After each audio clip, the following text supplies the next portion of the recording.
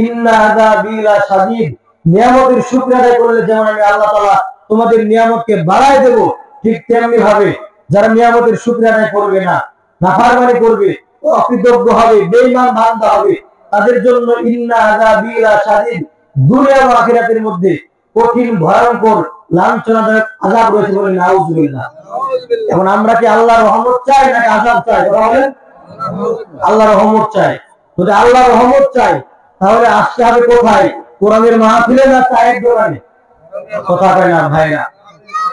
কোরআনের মাঠে আসলে দেখুন আব্বা ভাইরা, আজকে আফসোস, হাজারো আফসোস, কোরআনের মাহফিল দিলে মাইকিং করে মানুষ পাওয়া যায় না। আর চায়ের দোকানে ওখানে কোনো কিছু নাই, ওখানে যাওয়ার পরে হাজার হাজার মানুষ, ঠিক না? প্রতিটা দোকানের মধ্যে আল্লাহর কসম একবার, আল্লাহর কসম দুইবার, আল্লাহর কসম তিনবার। আজকে দুনিয়ার জমিনে যেমন দুনিয়াতে আমি আপনি যে কোনো দোয়া করি না কেন, আল্লাহ তাআলার কাছে দোয়া মাত্র দুইটা পাওয়া হয়। এক নম্বর ফারিকুম ফিল জান্নাতি ওয়া ফারিকুম ফিস সাঈদ, দুইটা দল, একটা জান্নাতের পথের পথিক আর একটা জাহান্নামের পথের পথিক। কথা বলে ঠিক না কি?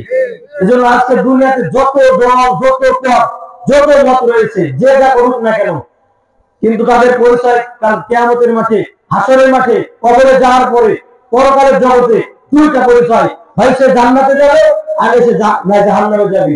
হয় সে আল্লাহর রহমত প্রাপ্ত বান্দা হবে, আর না হয় আল্লাহর গজব প্রাপ্ত বান্দা হবে।